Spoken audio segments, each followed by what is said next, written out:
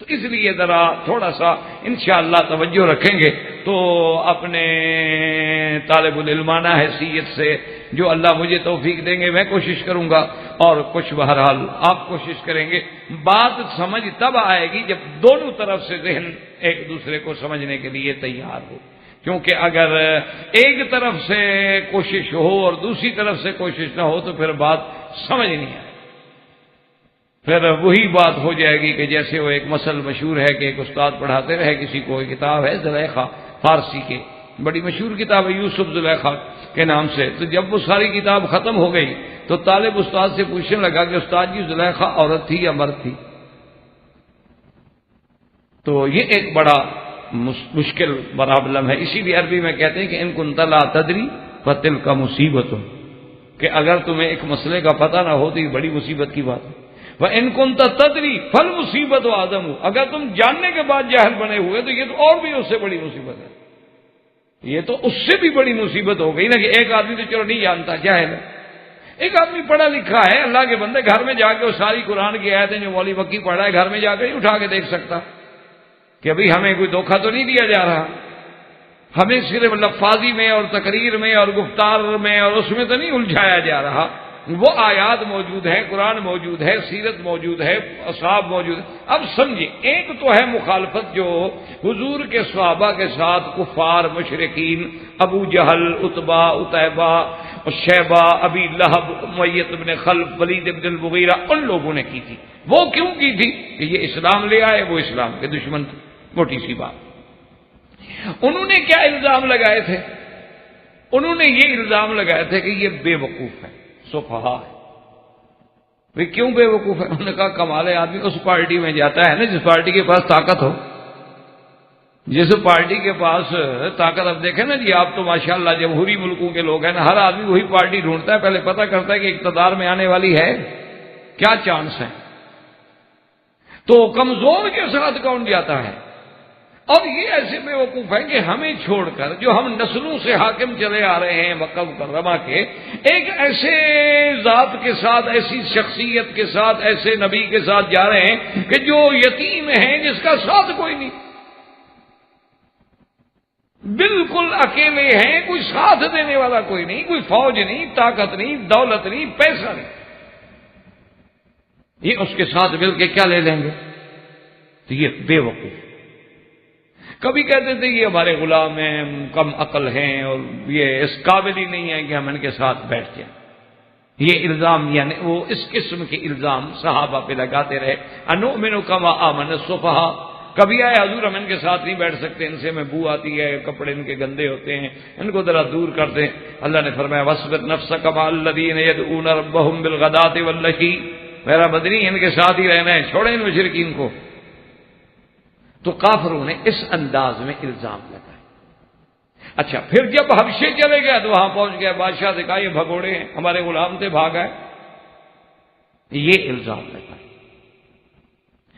یہ جناب تفریق کرانے والے آپس میں لڑا رہے ہیں، باپ بیٹے کو لڑا رہے ہیں، باپ مسلمان ہے، بیٹا کافر ہے، بیٹا مسلمان ہے، باپ۔ تو کفار اور مشرکین نے یہ الزام۔ حضور صلی اللہ علیہ وسلم جب مدینہ منورہ تشریف لے گئے تو وہاں منافق سامنے آ گئے، وہاں بنو نذیر، بنو قریظہ، بنی قینقاع سامنے آ گئے۔ منافقوں نے اپنے انداز میں صحابہ پہ حملہ کیا، انہوں نے کہا یہ غریب لوگ تھے، مدینے میں آ گئے، آپ لوگوں نے ان کو سینے سے لگا لیا، اپنے گھر دے دیے، باغوں میں شریک کر لیا، کھانے میں شریک کر لیا، یہ تو اکڑ گئے، یہ تو نعوذ باللہ بھوکے لوگ تھے، ان کو دینا بند کر دو۔ لا تنفقوا علی من عند رسول اللہ، صحابہ پہ بالکل خرچ نہ کرو، اور جب تم خرچ نہیں کرو گے یہ بھاگ جائیں گے، جب روٹی نہیں ملے گی تو روٹی کے لیے آئے ہوئے ہیں۔ یہ تو وہاں ان سے لوگ، ان کے سردار بڑا کام لیتے تھے، ان کے غلام تھے، عبد تھے، تو حضور کے ذریعے ان کو بہانہ مل گیا، بھاگ گئے، اور آئے تو آپ لوگوں نے آنکھوں پہ بٹھا لیا۔ تو اس لیے لا تنفقوا علی من عند رسول اللہ حتی ينفضوا، تاکہ اللہ کے نبی کو چھوڑ دیں۔ منافقین نے یہ الزام لگایا۔ اور دوسرا منافقین نے کیا الزام لگایا؟ یقولون لئن رجعنا الى المدینۃ لیخرجن الاعز منها الاذل، کہ جب ہم مدینے میں جائیں گے ہم عزت والے ہیں، ہم غالب ہیں، ہم بڑے ہیں، سردار ہیں، قوی ہیں، ان کمزوروں کو ہم نکال دیں گے، یہ کیا ہے، اس کو کچھ بھی نہیں، ان کو تو ہم نے پناہ دی ہوئی ہے۔ تو منافقین نے اصحاب رسول پہ اس انداز میں حملہ کیا۔ دو باتیں یاد رکھیں۔ اچھا، اب یہ ہوا کہ اللہ نے اسلام کو عزت دی، اسلام غالب آ گیا، اسلام جزیرہ عرب میں پھیل گیا، اسلام ماشاءاللہ خلفائے راشدین کے زمانے میں ماشاءاللہ تقریباً 40 لاکھ مربع میل پہ پھیل گیا۔ آپ ذرا غور سے وغیرہ دیکھیں گے کہ آج بھی آپ دیکھ لیں کہ جہاں جہاں اسلام کی مخالفت ہو رہی ہے اس کے پس منظر میں کیا ہے، آپ ذرا تلاش کریں، آپ غور کریں کہ آخر وجوہات کیا ہیں۔ اب جب اللہ نے اسلام کو عظمت دے دی، میں نے عرض کیا تھا نا کہ صحابہ کے حکم ہواؤں پہ چلنے لگ گئے، دریاؤں پہ چلنے لگ گئے، جنگل کے شیروں پہ چلنے لگ گئے، تو اب لوگوں نے، مخالفین نے اور خاص طور پہ یہود نے سوچا کہ اسلام سے ٹکر نہیں لی جا سکتی، جیسے نصرانیوں نے۔ وفد نجران کا حضور کی خدمت میں آ گیا، الحمدللہ آپ سیرت النبی میں پڑھ چکے ہیں، اب ضرورت ہو پھر دیکھ لیجیے گا، جو کہ ہم کسی دوسرے موضوع میں نہ الجھ جائیں کہ جی ہم آپ سے بات کرنا چاہتے، ورنہ ان کو کیا ضرورت تھی بات کریں، وہ تو اس دور کے سپر پاور تھی۔ جیسے آج کل لوگوں کو اپنی طاقت پہ بڑا گھمنڈ ہے، بڑا ناز ہے، اس دور میں جو سپر پاور کہلاتی تھی، مسلمان تو خیر اللہ کی ذات کو ہی سپریم مانتا ہے، یعنی ایک اصطلاحات عوام کے پیش نظر یہ روم اور فارس تھے، یہ بڑی طاقتیں تھیں جن کے پاس فوج تھی، طاقت تھی منظم، اور اس دور میں لاکھوں کی تعداد میں جن کے پاس فوج تھی، اور روم اور جن کی تہذیب یعنی دنیا میں ایک تہذیب سمجھی جاتی تھی، تہذیب روم، اس کے بعد تہذیب فارس، تہذیب مصر، تہذیب یونان، اس کے بعد پھر تہذیب اسلام آئی۔ تو یہ لوگ جو تھے یہ بڑی طاقت تھے، تو صحابہ نے جناب کیسر و کسرا کو بھی پاؤں کے نیچے راؤنڈ ڈالا۔ اب حیرت کی اب دیکھنا جی، سب سے بڑی بات یہ ہوتی ہے کہ جیسے حضرت خالد بن الولید رضی اللہ تعالی عنہ اپنے خیمے میں بیٹھے تھے اور رومیوں کا ایک بہت بڑا جرنیل جو تھا وہ گرفتار تھا، وہ شکست کھا گئے تھے اور وہ گرفتار تھا قیدی کی حیثیت میں، وہ بھی خیمے میں موجود تھا۔ تو جب حضرت عمر کے ساتھ تنہائی ہوئی تو کہنے لگا کہ حضرت عمر ایک بات کا خیال رکھیے گا، یہ میں آپ کا دشمن ہوں، میں آپ کا دشمن، لیکن میں ایک جرنیل ہوں اور ایک بہادر آدمی ہوں، مجھے بہادر لوگوں سے محبت ہے، چاہے وہ بہادر میرا دشمن کیوں نہ ہو۔ آپ ایک بڑے بہادر جرنیل ہیں، میرے علاقے میں احتیاط رکھیے گا کہ ہمارے کسی آدمی کے گھر میں کسی سپاہی کے ہاتھ سے کھانا نہیں کھائیے گا، ہمارے ہاں ایک بڑی خطرناک زہر ہوتی ہے، وہ ہم رکھتے ہیں چھپا کے، جب ضرورت پڑے تو وہ پھر ہم استعمال کرتے ہیں، اور وہ اتنی خطرناک زہر ہے کہ آج تک دنیا میں کوئی آدمی، کوئی محقق، کوئی موجد اس کے ذائقہ نہیں بتا سکا، کیوں جو بھی زبان پہ رکھتا تو مر جاتا ہے، ذائقہ بتانے کون آئے، واپس آئے تو بتائے ہمیں کہ ذائقہ کیا ہے۔ میں نے کہا اچھا بھئی کہاں ہوتی ہے؟ تو اس نے اپنی انگوٹھی نکالی، انگوٹھی کا ڈھکنا اٹھایا، اس کے اندر وہ زہر رکھی ہوئی تھی۔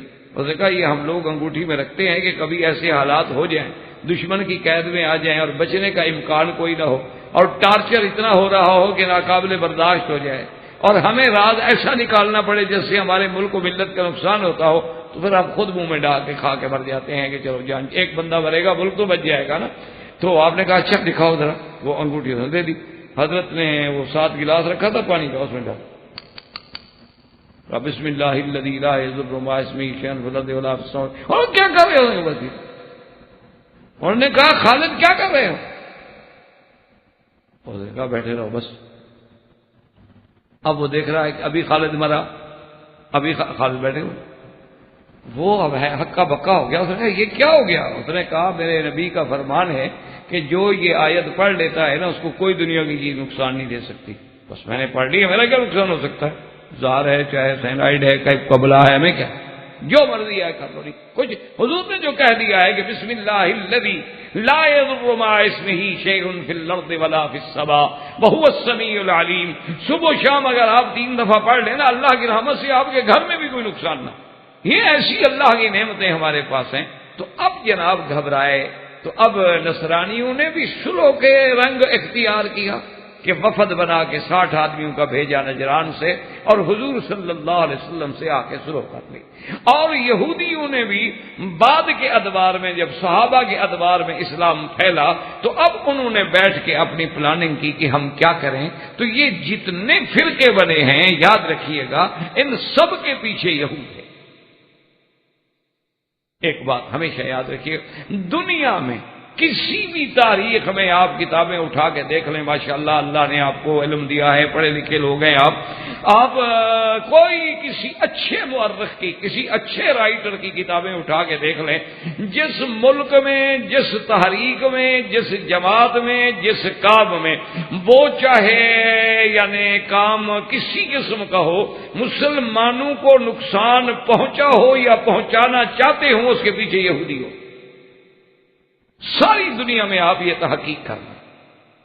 اسی طرح آپ دیکھ لیں کہ مثال کے لیے جتنا فلسفے آئے دنیا کے آپ کے سامنے آئے ہیں، کمیونزم آئے، سوشلزم آئے، کون تھے؟ ان کے مؤسس اصلی کون ہیں؟ یہودی۔ جتنے قوانین تمہارے ہاں رائج ہیں، کہیں کارل مارکس آپ کو نظر آئے گا، کہیں آپ کو لینن نظر آئے گا، یہ سب لوگ کون تھے؟ یہودی۔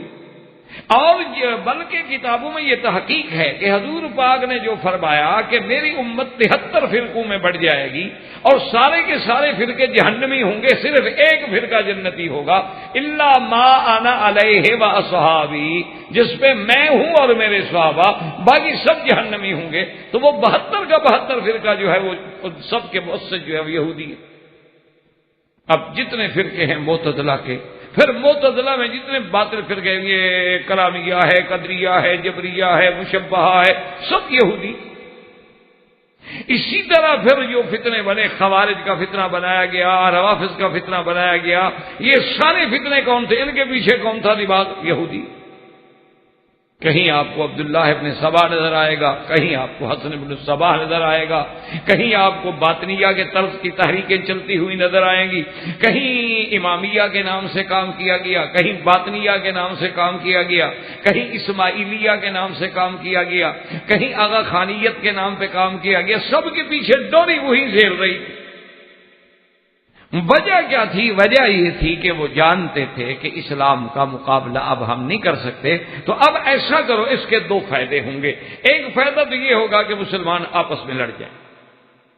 آپ دیکھ رہے ہیں کہ شیعہ سنی کتنے فساد، کتنے قتل، کتنے، کیوں؟ ایک مسئلہ بن گیا، بنا دیا گیا۔ اور دوسرا فائدہ ہمیں یہ ہوگا کہ جب یہ آپس میں لڑیں گے ہمیں کام کرنے کا موقع مل جائے گا۔ اور تیسری اصل بات یہ ہوگی کہ بڑی بڑی جو آنے والی نسلیں اسلام کی طرف مائل ہو رہی ہیں وہ اسلام سے برگشتہ ہو جائیں۔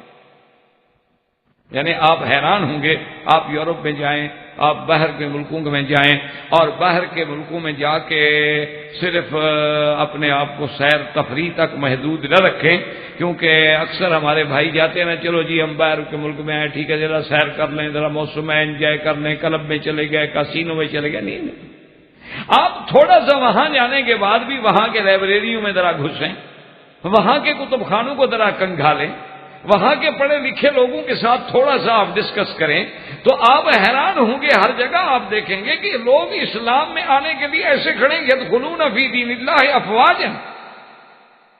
اتنا مسلمان اسلام میں آنے کے لیے لوگ بےتاب ہیں کہ جب ایک شہر میں مثلا آپ آج سے 10 سال پہلے گئے تھے، وہاں 10 مسجدیں تھیں، اب وہاں 200 مسجد ہے۔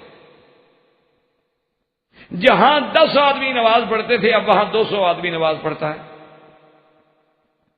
آپ خود ماشاءاللہ آپ دیکھیں، چلو آج سے 40 سال یا 30 سال پہلے کبھی آپ نے سنا تھا کہ کسی کافر ملک میں ایک لڑکی نے صرف سکارف پہننے کے لیے سٹینڈ لیا ہو؟ تو آپ کے ملکوں میں کبھی کسی نے نہیں لیا۔ باہر کے ملکوں کو چھوڑیں، آپ نے انڈو پاک کو دیکھ لیں، وہاں کبھی کوئی سٹینڈ لیا کسی لڑکی نے کہ میں دوپٹہ پہن کے آؤں گی؟ وہاں ہماری اپنی استانیوں کے دوپٹے نہیں ہوتے ماشاءاللہ، اگر ہو تو وہ گلے میں پڑا ہوتا ہے، یا ہو تو بطور چادر کندھے پہ ہوتا ہے، سر پہ ان کے نہیں ہوتا، تو بچی کو کیا کہے گی کہ تم سر پہ دوپٹہ پہن کے آؤ؟ تو اب یہ ساری چیزیں جو ہیں اب اس کی اچھا اب اس میں صرف رکاوٹ کیا ہے کہ جب وہ باہر کا آدمی پڑھتا ہے کہ شیعہ سنی کو مارتا ہے، سنی شیعہ کو مارتا ہے، اور یار ان میں تو بڑے فساد ہیں، جھگڑے ہیں، اور یہ کہتے ہیں شیعہ کافر ہے، شیعہ کہتے ہیں یہ کافر ہے، اور وہ کہتے ہیں فلاں کافر ہے، وہ کہتے ہیں فلاں کافر ہے، تو وہ کہتے ہیں یار عجیب بات ہے، پھر ہم کفر سے نکل کے پھر بھی کافروں میں ملنا ہے تو اسی کفر پہ کیوں نہ رہ جائیں؟ تو اس فتنے کا ان کو ایک فائدہ یہ ہوا۔ دوسرا فائدہ ان کو یہ ہوا کہ جیسے میں نے آپ سے عرض کہا تھا کہ ایک آدمی تو ہے نا کسی کو سیدھی گالی دے کہ تم حرامی ہو، بڑی گالی ہے، سمجھ جائیں گے آپ، ہر کوئی سمجھ جائے گا۔ لیکن اگر آپ یہ کہیں اس کو کہ یار تم آدمی تو بہت اچھے ہو، لیکن تمہارے باپ کے نکاح کے گواہ جو ہے نا وہ نہیں تھے، جب تمہارے باپ کا نکاح ہوا تھا نا تو گواہ نہیں تھے، یا کہیں پتہ لگا ہے مجھے گواہ تو تھے لیکن تھے بڑے بے ایمان، تو جب گواہ بے ایمان تھے تو باپ کا نکاح ہوا نہیں ہوا؟ جب نکاح نہ ہوا تو یہ جو پیدا ہوا یہ حلالی ہوا حرامی ہوا؟ تو بات تو وہی ہو گئی، لیکن آپ نے اس کو یہ نہیں کہا کہ تم حرامی ہو، آپ نے تو یہ کہا ہے کہ تمہارے باپ کے نکاح کے جو گواہ ہیں نا وہ مجھے تمہارے بستی والوں نے کہا ہے کہ وہ بڑے خبیث آدمی تھے، اور اس کے لیے ضروری ہے وہ شہید جو ہیں ذوی عدل منکم، قرآن کہتا ہے کہ گواہ وہ ہوں جو عدالت والے، صداقت والے، دین والے، نیک گواہ ہوں، اور وہ تو تھے، وہ تو بالکل جواری شواری قسم کے لوگ تھے، نشئی لوگ تھے، وہ تو ویسے نشے میں تھے، پتہ نہیں بھنگ پی کے بیٹھے، ان کو تو پتہ ہی نہیں تیرے باپ کا نکاح ہوا ہے کہ نہیں ہوا۔ تو نتیجہ کیا نکلا؟ یعنی نکاح نہیں ہے تو زنا ہوا، زنا اس کا تو حرامی ہے، صرف بات کہنے کا فرق پڑ گیا، انداز اور ہے۔ جیسے آج کل کسی کو آپ کہتے ہیں نا جی کہ فلاں آدمی نے ماشاءاللہ ریشمی رومال میں ہاتھ لپیٹ کے تھپڑ مارا ہے، ایک یعنی محاورہ ہے۔ تو اس لیے ان لوگوں نے کیا کیا کہ جب ہم صحابہ پہ بحث شروع کر دیں گے اور صحابہ پہ طعن کر دیں گے، صحابہ کو مجروح کر دیں گے، تو سارے دین کے گواہ تو صحابہ ہیں، سارا دین جو ہے اس کے گواہ صحابہ ہیں۔ نماز آئی تو صحابہ گواہ ہیں، زکوٰۃ ہے تو صحابہ گواہ ہیں، حدود ہے تو صحابہ گواہ ہیں، حج ہے تو صحابہ گواہ ہیں، حضور نے حج کا احرام حدیبیہ سے باندھا تو صحابہ گواہ ہیں، آپ نے تلبیہ پڑھا تو صحابہ گواہ ہیں، مکے میں آئے طواف کیا، صفا مروا دوڑے، پھر آپ مینا گئے، عرفات گئے، مزدلفہ گئے تو صحابہ گواہ ہیں، بیعت رضوان ہے تو صحابہ گواہ ہیں، فتح مکہ ہے تو صحابہ گواہ ہیں، خیبر ہے تو صحابہ گواہ ہیں، اسی طرح حدیبیہ ہے تو صحابہ گواہ ہیں۔ تمام دین اسلام کے احکام کے گواہ جو ہیں وہ صحابہ ہیں۔ تو جب صحابہ مجروح ہو جائیں گے تو اسلام کا دعویٰ خود بخود ختم ہو جائے گا۔ وہ جی گواہی سچے نہیں تو پھر اسلام کہاں سے سچا ہو گیا؟ تو ان کا دوسرا مقصد، ورنہ میرے بھائی آج آپ کے دوستوں پہ کوئی بحث نہیں کرتا، آج ایک مولوی کے دوستوں پہ کوئی بحث نہیں کرتا، آج آپ کے ملک میں کوئی گورنر ہے، کوئی وزیر ہے، اس کے دوستوں پر بھی کوئی بحث نہیں کرتا۔ اچھا اگر ان کی کوئی عیب نظر بھی آ جائے تو اگلا کہتا ہے یار چھوڑو، تمہیں عیب کو دیکھنا ہے دوستی کو دیکھنا ہے، فوراً اگلا کہتا ہے چھوڑو یار کیا کر رہے، تمہیں کیا ذاتی معاملات میں انٹرسٹ دینے کا، وہ اس کا ذاتی فیل ہوگا، تم یہ دیکھو کہ تمہارے ساتھ اس کی دوستی کیسے ہے۔ یہاں تو یہ ساری صفائی دیں اور 1400 سال گزرنے کے بعد ہم صحابہ کو معاف نہ کریں، آخر اس کی وجہ ہے۔ اب آگے پھر دیکھیں، آگے پھر 2-3 گروہ بن گئے۔ وہ کیا گروہ بن گئے؟ ایک تو قسمیں بن گئی نا جی کہ یہ 12 امام والے، یہ 6 امامیہ ہیں، یہ نصیری ہیں، یہ حضرت علی کو بالکل خدا بنا دیا، اور بعض جو ہے خدا تو نہیں مانتے لیکن بہرحال ساری امت سے افضل بلکہ نبی پاک سے بھی افضل بنا دیا۔ اسی طرح پھر مقابلے پہ خوارج جائے گا۔ لیکن ایک بات یاد رکھیں کہ ان میں اکثر لوگ جو ہیں بیچارے وہ جہل کی وجہ سے الجھے ہوئے ہیں، ان کو پتہ نہیں ہوتا، اس ماحول میں آنکھیں کھولی ہیں وہ غریب کیا کرے۔ اب دیکھیں نا جی ایک بچہ ہے آپ کے ملک میں، ہمارے ملک میں، کسی ملک میں پیدا ہونے کے بعد اس نے یہی دیکھا کہ کوئی مشکل ہو جائے تو ہمارے گھر میں جو ہے جی ہماری ماں، ہمارے ابا، ہمارے بھیا سچ جو ہے وہ جی بڑی مصیبت پریشانی آ گئی ہے، میلاد شریف کروا لو۔ وہ دیکھ رہا ہے، اچھا جی آج کیا انہوں نے کہا بیٹا 11ویں ہے تو ذرا دودھ دے آؤ، پیرانے پیر کی 11ویں شریف کا دودھ بھی ذرا تقسیم کر دو۔ ٹھیک ہے۔ اس نے کہا اچھا بیٹا آپ نے مزار پہ جانا ہے؟ اس نے کہا کہ انہوں نے کہا عرس شریف ہے وہاں۔ کہ وہاں کیا ہوگا آبا جی؟ انہوں نے کہا وہاں چلے گئے بیٹا، قوالیاں ہوں گی، وہاں بڑا دربار ہوگا، پھر وہاں بڑے، اور اسی قوالی میں ہی تو خدا مل جاتا ہے۔ وہ آ کے دیکھ رہا ہے سب، تو وہ تو اسی کو دین سمجھتا چلا جائے گا نا، غریب اس بچے کا کیا قصور ہے؟ اس غریب بچے کا کیا قصور ہے؟ اس نے آنکھ کھولی، وہی دیکھا ہے۔ اسی طرح ہمارے بعض بھائی جو ہیں وہ اس وجہ سے بیچارے مبتلا ہے لفظ میں اور شیعیت میں کہ آنکھ کھولی اس گھرانے میں، زندگی مجلسیں سنتے میں گزر گئی، ذاکروں سے تقریریں سنتے میں گزر گئی، کتابیں وہی پڑھی جو صحابہ کے خلاف تھیں، کیسٹیں وہی سنی جو صحابہ کے خلاف تھی، تو دماغ میں ان کے خلاف ایک بات بیٹھ گئی، اور ان کی تصویر جو دماغ میں بیٹھ گئی وہ بڑے ہو کے نکلتی نہیں۔ تو اسی لیے ہم ایک کوشش کریں گے انشاءاللہ، تاکہ کسی پہ ہمارا مقصد جو ہے الحمدللہ ثم الحمدللہ نہ کسی سے عداوت ہے، نہ کسی سے بغض ہے، بلکہ عظمت صحابہ ہے، اور اس کے ساتھ یہ کوشش ہے کہ شاید اللہ کسی کے ہدایت کا ذریعہ بنا دے۔ لَأَن يَهْدِيَ اللَّهُ بِكَ رَجُلًا وَاحِدًا خَيْرٌ لَكَ مِنْ حُمُرِ النِّعَمِ، اور اسی ضمن میں ہے متاعن صحابہ۔ سب سے پہلا تعین جو پچھلے درس میں بھی میں نے عرض کیا تھا اور اس کے بعد وقت ختم ہو گیا تھا، وہ یہ بٹھاتے ہیں صحابہ کے لوگوں کے دماغ میں کہ دیکھو جی، قرآن پاک اور حدیث مبارک کی روح سے جنگ سے بھاگنا جو ہے وہ گناہ کبیرہ۔ اللہ کا قرآن کہتا ہے کہ یا ایھا الذین آمنوا اذا لقیتم فئۃ فاثبتوا واذکروا اللہ کثیرا لعلکم تفلحون۔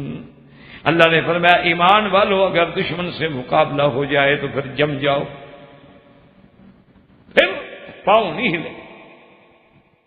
اسی طرح حضور پاک نے فرمایا کہ جو آدمی جنگ میں، لڑائی میں پشت دے کے بھاگے، یہ گناہ کبیرہ ہے، اور ایسے گناہوں میں ہے جو بندے کو ہلاک و برباد کر دیتے ہیں، اور یہی قرآن میں بھی۔ ہاں کہ یا تو یہ ہے کہ وہ اس لیے بھاگے کہ متحیزاً الی فئۃ، کہ یا تو وہ اس لیے بیچارہ دوڑا ہے کہ ہم کمزور ہیں، کمک لے کے پھر حملہ کرتے ہیں، وہ تو گناہ گار نہیں ہے، یا اس لیے پیچھے ہٹا ہے کہ چلو دشمن آگے بڑھا ہے تو پھر ہم حملہ کریں گے، وہ تو ایک جنگی چال ہے۔ لیکن جو بزدل بن کے فرار ہو اور پشت دے کے بھاگے، وہ گناہ کبیرہ کا مرتکب ہے، اور یہ ان گناہوں میں جو ہے موبقات جو ہیں 7 گناہ ہلاک کرنے والے ان میں ہے۔ اور وہ کہتا ہے جی قرآن پاک موجود ہے کہ صحابہ جنگ احد میں اللہ کے نبی کو چھوڑ کے بھاگ گئے، حضور صلی اللہ علیہ وسلم کے دندان مبارک شہید ہو گئے، حضور صلی اللہ علیہ وسلم کے رخسار مبارک سے خون بہہ گیا، اور پھر اس کو مزید وہ بات کو جمانے کے لیے کہ دیکھو جی حضور کے زخم پہ ہم راکھ ڈالنے کے لیے، علاج کرنے کے لیے بھی بی بی فاطمہ الزہرا تشریف لیں، اور کسی صحابی نے تو پوچھا ہی نہیں حضور کو۔ تو انہوں نے کہا کہ جناب جب وہ صحابہ حضور کو چھوڑ کے بھاگ گئے تو باقی بات کیا رہے؟ اب لوگوں کے ذہن میں یہ آ گیا، تو اس لیے ان کا ایک طعن ہے، اور اسی کو پھر وہ اپنے انداز میں کہ اختر کی بات کا لوگوں نے افسانہ کر دیا، ورنہ اختر کی بات کچھ بھی نہ تھی۔ تو اب اس کے بارے میں آپ سنیں جناب، ایک تو ہے کہ جنگ احد میں 2 لوگوں کا فرار ہے، ایک تو ہے منافقین کا فرار، وہ جنگ سے قبل ہے، حضور احد جا رہے ہیں، منافق لوٹے، انہوں نے کہا جی ہم نہیں جا رہے، تو مسلمانوں کو بہت بڑا نقصان ہو گیا کہ تعداد کم ہوگی، 450 آدمی نکل جائے، اور دوسرا جب 450 آدمی آپ کی فوج سے نکل جائے، فطری بات ہے کہ فوج کا مورال جو ہے وہ ڈاؤن ہو جائے گا۔ یہ فرار جو ہے یہ تو منافقوں تھا، کافروں کا تھا جو اسلام کو نقصان دینا تھا، اور ایک فرار وہ ہے کہ جب جنگ اتنی گرم ہو گئی اور بعض صحابہ سے وہ درہ جو تھا جس پہ حضور نے ڈپٹی لگائی تھی وہاں سے وہ درہ چھوڑ بیٹھے خطا اجتہادی میں، تو خالد بن ولید نے حملہ کیا، وہ حملہ اتنا شدید تھا اور بات اڑ گئی کہ قد قتل محمد صلی اللہ علیہ وسلم، حضور شہید ہو گئے، حضور شہید ہو گئے۔ تو جب یہ پتہ لگ جائے کہ بھئی جو سب سے بڑا سردار ہے وہ بھی شہید ہو گئے اور ہماری فتح بھی شکست میں بدل گئی، اس وقت اگر کوئی بھاگ جائے اس کو تو بھاگنا نہیں کہتے، وہ تو بھاگنا نہیں ہوتا، ان حالات میں تو کوئی بھی ہو بھاگ جائے۔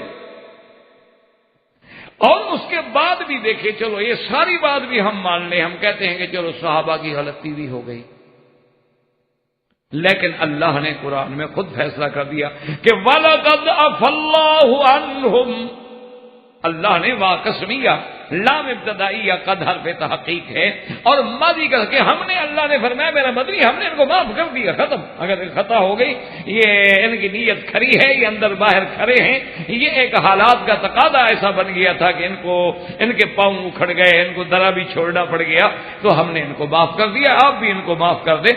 اور صرف معاف نہ کر دیں، فَشَاوِرْهُمْ فِي الْأَمْرِ، آئندہ کوئی بھی کام ہو تو ان کے مشورے سے کریں۔ تو اللہ معاف کر دے، اللہ تو ان کو حضور صلی اللہ علیہ وسلم کی کابینہ کا ممبر بنا دے کہ ان کے مشورے کے بغیر کام نہ کرو، اور ہم اسی گناہ کو لے کے بیٹھ رہے ہیں کہ جی وہ بھاگ گئے، وہ جی بھاگ گئے۔ یہ کتنی بڑی زیادتی ایک۔ اور دوسرا تان وہ یہ کرتے ہیں، وہ کہتے ہیں جی کہ یوم حنین میں صحابہ جو تھے حضور کو چھوڑ کے بھاگ گئے، تو جب یوم حنین میں حضور کو چھوڑ کے بھاگ گئے، اب حضور کھڑے پکار رہے ہیں کہ او یا معاشر المہاجرین، یا معاشر الانصار، یا صحابہ بیعت الرضوان، اور صحابہ بھاگ گئے۔ نبی کو چھوڑ کے دشمنوں کے مقابلے میں بھاگ جانا، یہ تو پھر وہی تولی جو ہے اپنا عن الحرب ہے، اور اتنا بڑا جرم ہے۔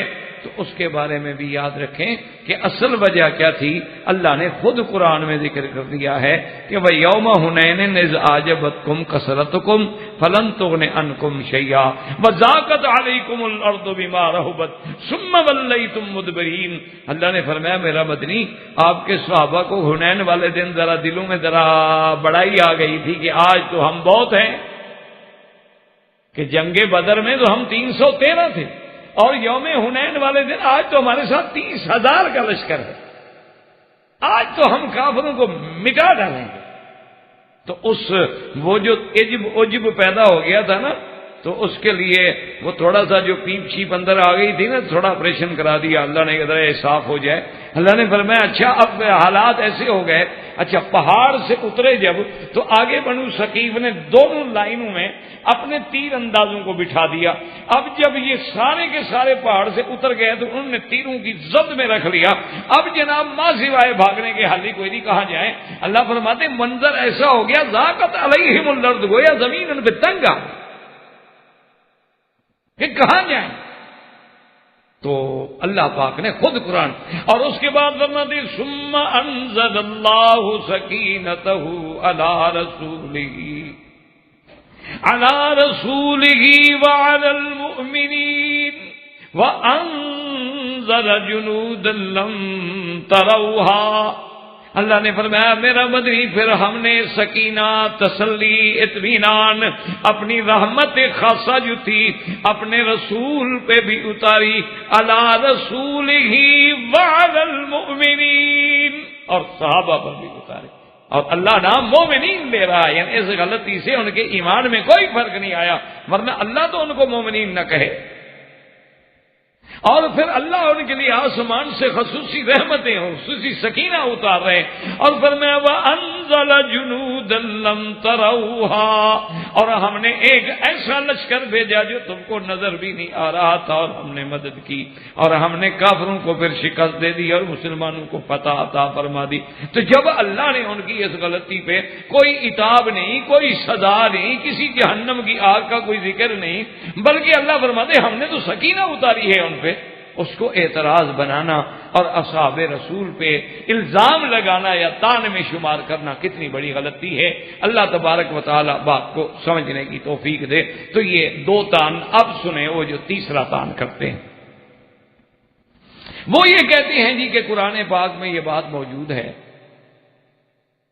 کہ حضور صلی اللہ علیہ وسلم خطبہ پڑھا رہے تھے جمعہ کا، اور اسی اثناء میں کچھ آوازیں آئیں، کوئی مسئلہ جیسے ہوتا ہے نا جی ڈھول باجے کی آوازیں، اس قسم کی آوازیں آئیں، اور صحابہ جو تھے نا وہ سارے دوڑ کے بھاگ گئے، صحابہ جو تھے وہ تو بھاگ گئے۔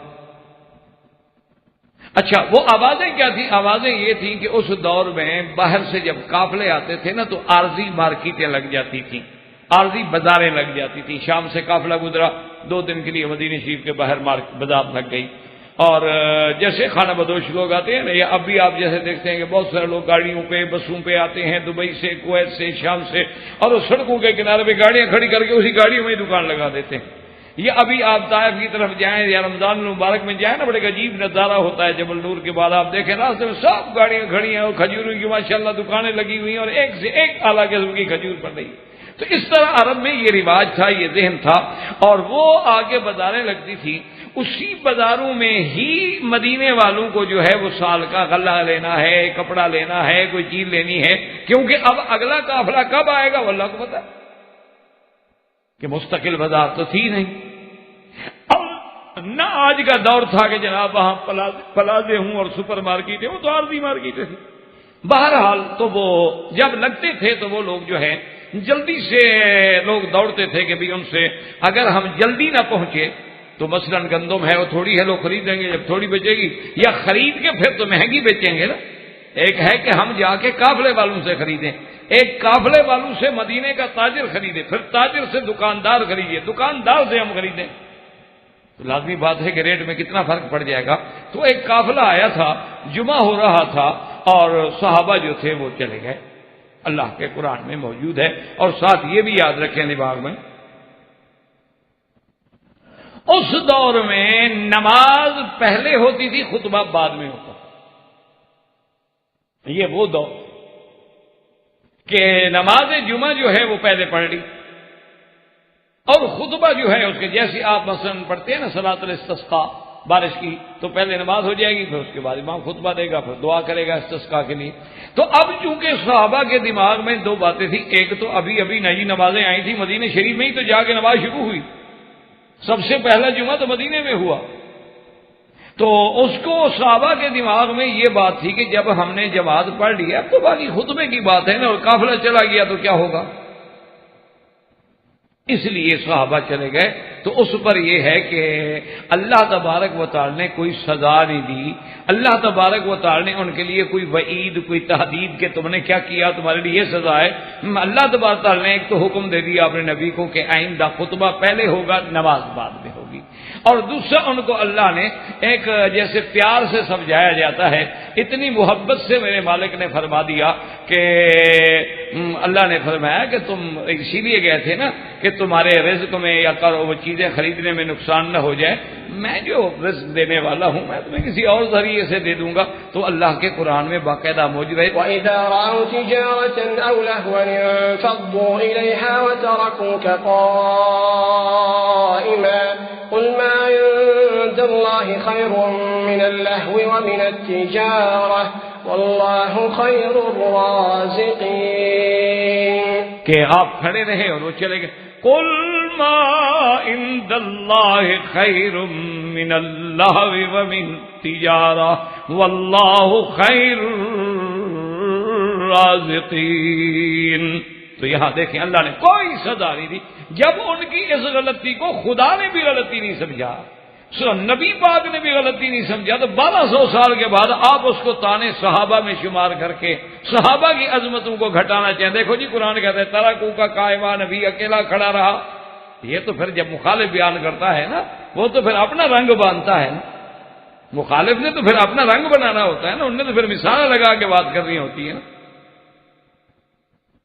اللہ تبارک و تعالیٰ رحمت فرمائے تو اب دیکھ لیں کہ قرآن پاک نے اتنا ہی فرمایا ہے نا کہ میرا نبی آپ کو چھوڑ کے چلے گئے، اور واللہ خیر الرازقین، اللہ ہی بہتر رزق دینے والا ہے، ان کو ایسا نہیں کرنا چاہیے تھا۔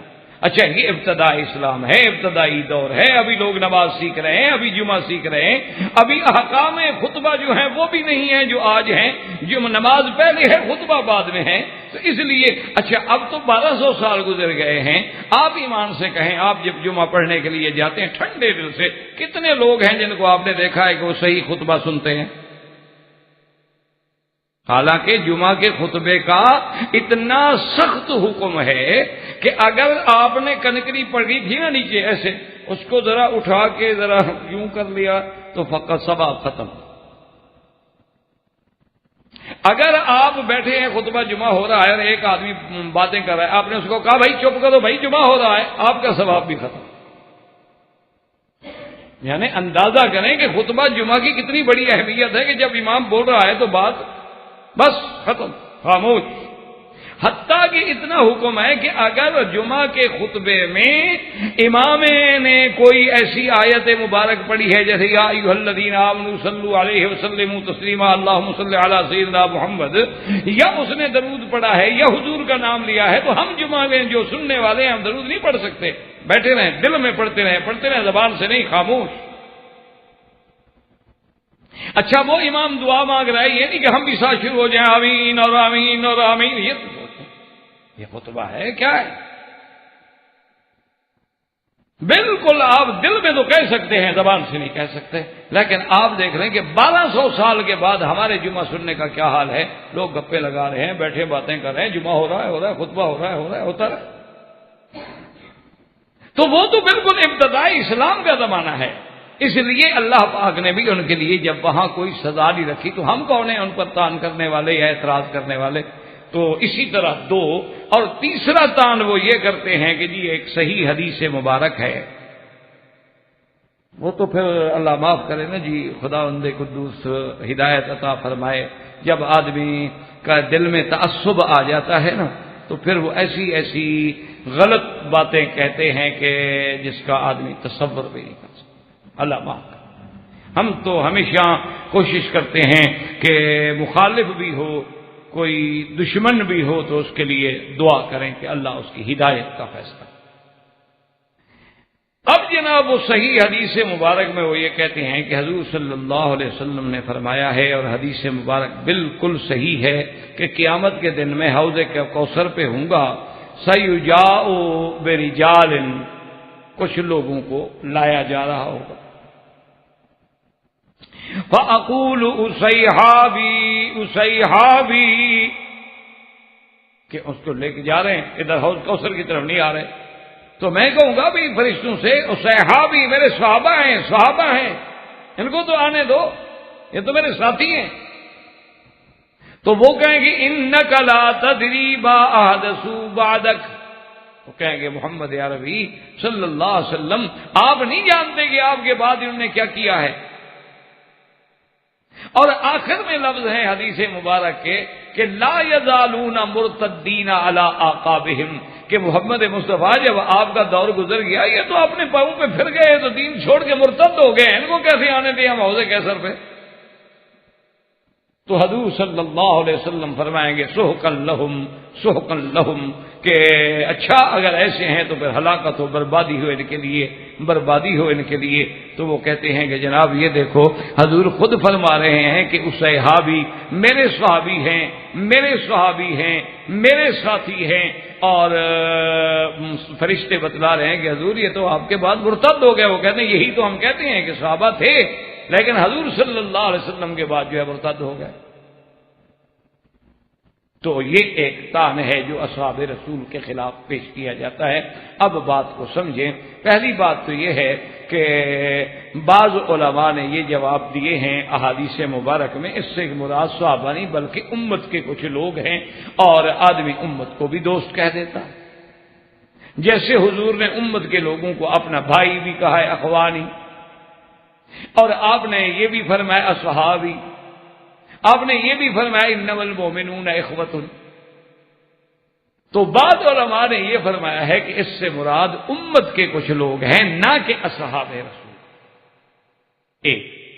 لیکن اس پر وہ یہ اعتراض کرتے ہیں، وہ کہتے ہیں کہ جناب حضور نے اسی حدیث میں یہ بھی ہے کہ انا اقول، میں یہ کہوں گا جیسے کہ عیسیٰ علیہ السلام نے کہا تھا کہ یا الہ العالمین، میں تو اس وقت تک ان کا نگران تھا یا جانتا تھا حالات کو جب تک میں وہاں تھا.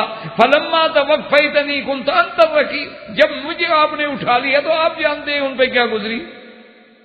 ان کا اب تو مجھے پتہ نہیں ہے. تو میں بھی یہی کہوں گا کہ یا اللہ جب تک میں تھا اس وقت تو میرے سامنے صحابہ کے اعمال تھے، میرے بعد کیا کیا انہوں نے. اس لیے وہ کہتے ہیں کہ جناب اس سے مراد امت تو ہے نہیں. تو اصل بات یہ ہے جو صحیح جواب علماء نے اور محدثین نے ائمہ نے دیا ہے، اصل بات یہ ہے انہوں نے کہا کہ حدیث بھی صحیح ہے، اس صحابی کہنا بھی صحیح ہے، اور فرشتوں کا ان کے بارے میں مرتدین کہنا بھی صحیح ہے۔ انہوں نے کہا یہ بالکل صحیح بات ہے، مراد ہیں بنو حنیفہ اور بنو تمیم، یاد رکھو بنو حنیفہ اور بنو تمیم، یہ لوگ بڑے بڑے وفد کی تعداد میں آئے تھے حضور کے پاس، آ کے اسلام میں داخل ہوئے، اور اس کے بعد انہوں نے مسیلمہ بن الکذاب نے جب نبوت کا دعویٰ کیا تو انہوں نے اس کا مطالبہ رکھا حضور کے سامنے کہ حضور آپ ایسا کریں کہ ہم مسلمان تو ہو گئے اور آپ کے ساتھ رہیں گے، لیکن یہ شرط ہے ہماری کہ ہمارے بعد آپ کی وفات کے بعد جو ہے نا خلافت مسیلمہ کو مل جائے۔ ابھی تو آپ ہیں لیکن جب آپ کی وفات ہو جائے تو ہمارا جو سردار ہے مسلمہ اس کو خلافت نے فرمایا، یہ کیا بچوں والی بات کر رہے ہیں، یہ کو میرے ہاتھ میں جس کو میں چاہوں دے دوں۔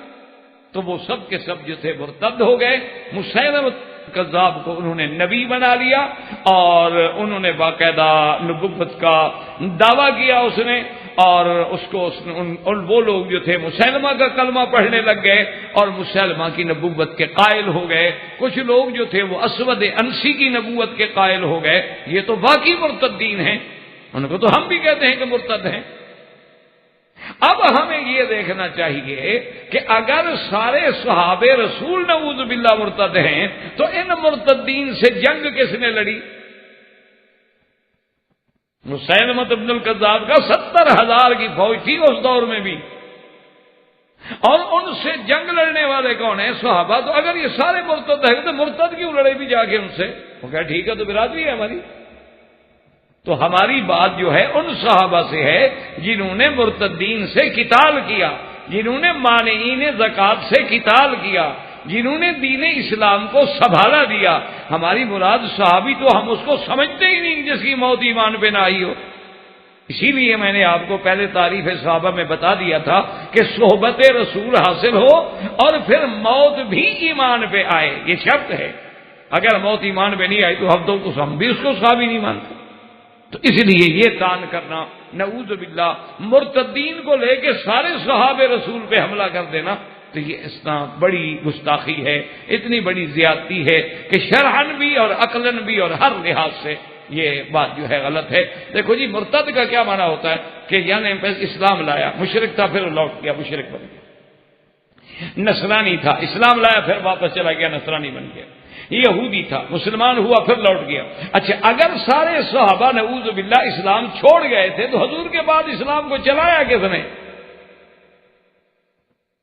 حضور کے بعد جو اسلام کو جمایا ہے اور اسلام کو پھیلایا ہے اور اسلام کا جھنڈا 80 لاکھ مربع میل پہ لگا ہے، وہ کون ہے؟ وہ تو مرتد ہو گئے نعوذ باللہ صحابہ۔ تو اس لیے ہمیشہ یاد رکھیں کہ یہ الزام جو ہے یہ بھی محض ایک الزام ہے جس کی حقیقت نہیں۔